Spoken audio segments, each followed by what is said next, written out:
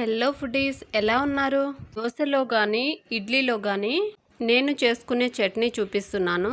ముందుగా స్టవ్ మీద ప్యాన్ పెట్టుకొని కొబ్బరి ముక్కలను వేయించి పక్కన పెట్టుకోవాలి. అదే ప్యాన్లో పల్లీలను కూడా వేయించి పక్కన తీసుకోవాలి. అదే ప్యాన్లో పచ్చిమిర్చి కొంచెం ఆయిల్ వేసి వేయించుకోవాలి.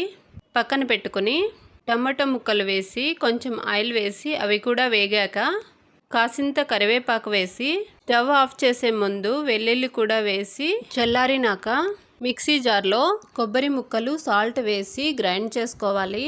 తర్వాత పల్లీలను కూడా వేసి గ్రైండ్ చేసి ఇప్పుడు పచ్చిమిర్చి, టమోటా, కరివేపాకు, వెల్లుల్లి, కొంచెం నానబెట్టుకున్న చింతపండు, తగినన్ని వాటర్ వేసి గ్రైండ్ చేసుకోవాలి. అంతేనండి. దోశలో కానీ ఇడ్లీలో కానీ ఇలా ఒకసారి ట్రై చేసి చూడండి. నచ్చితే లైక్ చేయడం మర్చిపోకండి. బాయ్.